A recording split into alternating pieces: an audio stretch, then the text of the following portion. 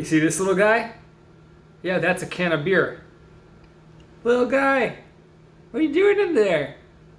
What are you doing in there, Mr. Little Beer Guy? Well, I'm from Austin Beerworks, and I'm the Lazer Salad Double IPA. A double IPA so potent it would be irresponsible to put it in anything bigger. So, the hop train must continue. Third beer of the night, third IPA of the night. We're going more intense, not less intense. 2 fresh hop IPAs back to back right before this. The Deschutes and the Sierra Nevada, both freaking delicious. If I had to judge right now, I'd say the Deschutes one is the one I would pick. If I could only have one, the Deschutes was even. It was just the easiest thing to drink. I feel like that thing was gone in an instant. I just smashed it back. Whew, that thing was good. Deschutes chasing freshies. Now, the hop festival must continue. I don't know. I'm supposed to be trying stouts, but IPAs were my first love. They're still my number one love. And this is the Lazer Salad Double IPA. I mean, how much better of a name can you come up with? Really, really. Now stop, pause the video, and come up with a better name for any beer than Lazer Salad. And put it in the comments. I dare you. Lazer Salad Double IPA, a 9.7% ABV that they're claiming so potent it would be irresponsible to put it in anything bigger. You know what that pisses me off? It reminds me of salsas. When a salsa maker is like, we could have made it spicier, but it'd be dangerous and you'd blow up with a nuclear explosion. I'm like, bro, have you ever met me? Give me the spiciest fucking salsa you can. Right now. As much of it as possible. And some corn chips. And right quickly with a fucking margarita on the side. That's how I feel about being told that this double IPA is too potent for a bigger can. Because if I like this motherfucker, I'm gonna want more than 2 ounces of it or whatever the fuck there is in this can. It's like a thimble. That being said, it does stand out. And you know what? Why don't they just, and by stand out I mean stand out on the shelf. Why don't they just make stouts in these cans? I don't want an IPA in this can. I want these stouts in this can. I want stouts I want these imperial stouts in cans this big, because this is how much of an imperial stout I want to drink. I don't care how fucking good it is. I want this much of it. I don't want a 20-ounce can. I don't want a liter of stout. So stop taking your high-end, barrel-aged, mega whiskey ultra buried at the bottom of the Marinus Trench and recovered by submersible after 50 years. Take that beer you just made at 29% ABV and put it in one of these motherfuckers and not in like a 2-gallon container that I can only open one time and not reseal. I'm sick of that, okay? Now, on the other hand, Austin Beerworks, this is messed up. If this thing's good, this IPA is good, why is it in a tiny little can? I'm feeling a little opinionated right now. Anyway, I don't know anything about this beer. I just pulled up the website over here. I should probably see if I can find anything. This was canned on 10/28/20. It says pew pew on the bottom. Pew pew. Lazer Salad. I mean, you put a better name in the comments. I will judge it to my best ability. By the way, this is a disco ball silver. You can probably see it when I go like that. I think that's pink. I've told you before I'm colorblind. I think that's pink and green. Green teardrop. Austin Beerworks. Now, let's see if we can figure out anything about this Lazer Salad. I mean, come on. This is not giving me a whole lot to go on. It's a double IPA brewed in November. Okay. I can click on it. All right. 9.7% ABV, 65 IBU. Okay, one of the more bitter beers of the night.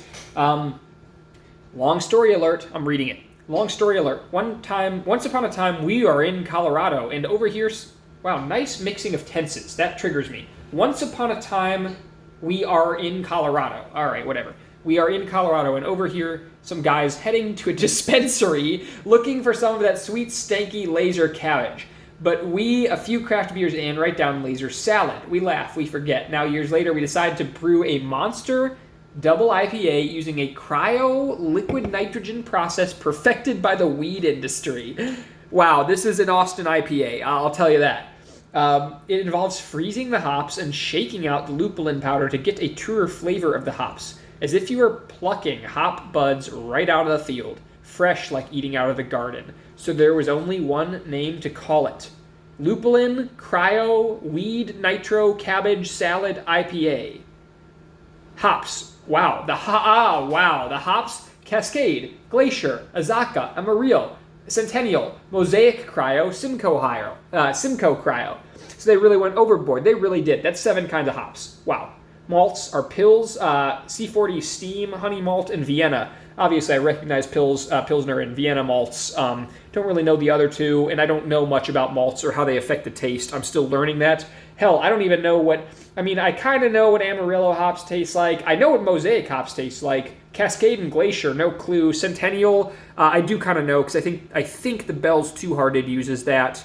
I think Centennial hops. Maybe even Cascade. Anyway, look, you're talking to an IPA lover. These are the words I like to hear. As I've expressed, the only thing I'm irritated with is why would they ever put a good IPA, hopefully it's good, inside a tiny little can like this? That's criminal, but I just cracked it. Ooh.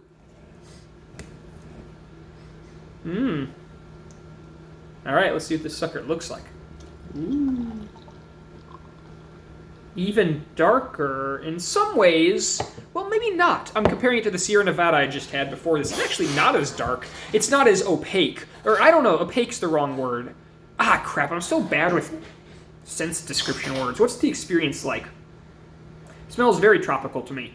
It smells like the hazy IPAs that I've been drinking, because, I mean, everyone's been making hazy IPAs lately. This does not look like what I would call a hazy IPA. It does not look hazy to me. Yes, it's kind of hard to see through. That's only because of the color itself. It looks pretty clean and pure to me. This looks like this does look kind of like the Bell's IPA. In fact, the Two Hearted.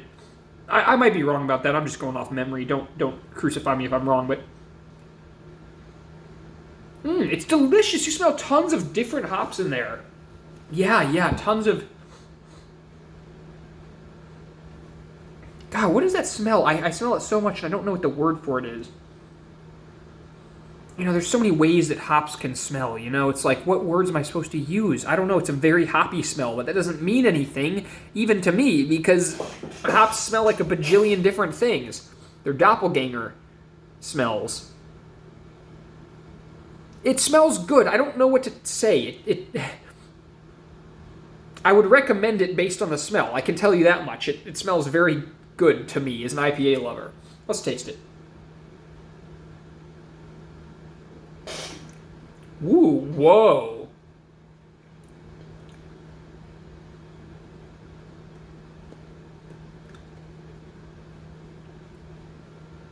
Wow. This is never going to be my favorite IPA, but I give it props immediately. It's very good. And I'm proud of Austin Beerworks. As an Austin born and raised beer lover, I'm proud of them for making this good of a double IPA. This is good.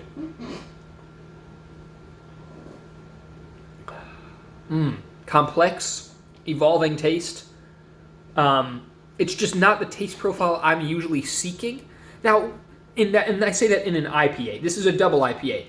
Of course, that distinction, if I understand correctly, is fairly arbitrary, right? You start calling it a double IPA or maybe an imperial IPA once your ABV goes over a certain level. That's up to you to decide. Let's say above 7.5%, maybe you can claim it's an imperial IPA or a double IPA.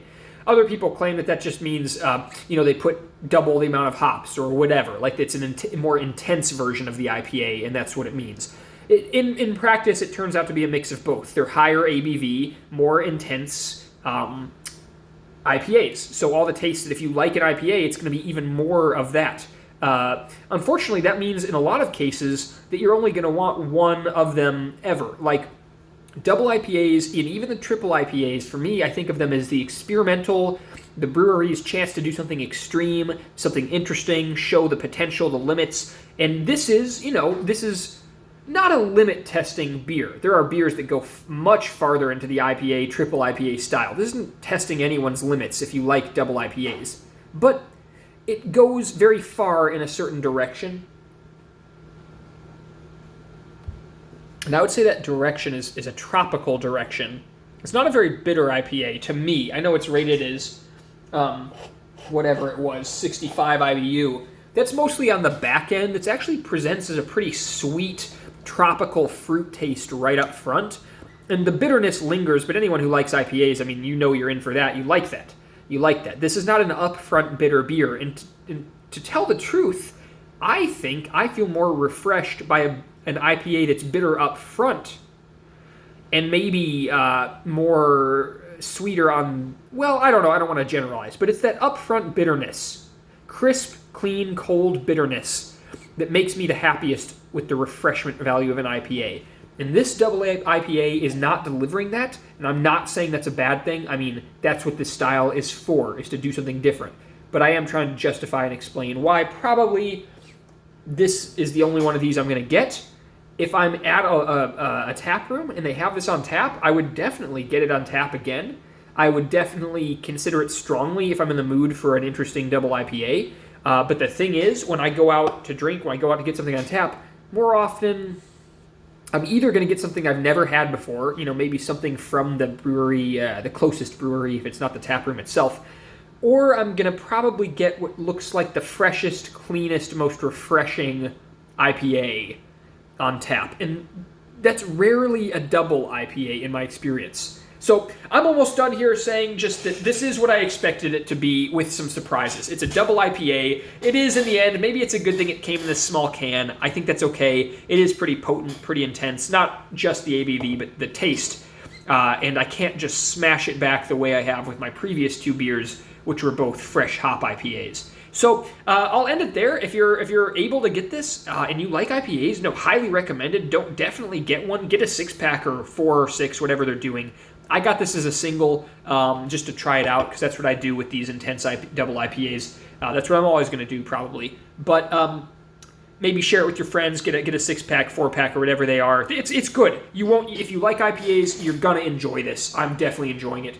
And so if you like this kind of beer review, craft beer reviews and stuff, I'm doing a ton more. There's a lot of really, really awesome stouts in my fridge right now, along with a few more really, really interesting IPAs, some local stuff from around Austin, around Texas. So I can't wait to keep doing some reviews. I might even do one more tonight because this thing's pretty small. I'm still feeling pretty thirsty. So don't forget to like, subscribe, comment. All that stuff means a ton to me. If you've tried anything else by Austin Beerworks that you liked, if you've tried the Lazer Salad, or if you came up with a better name, especially a better name for an IPA than Lazer Salad, try your luck. I will do my best. And if it's actually better than Lazer Salad, I will probably pin it, or something like that. So, okay, talk to you in the next video, and thanks for watching, and enjoy your drinks, and stay safe, and see you next time.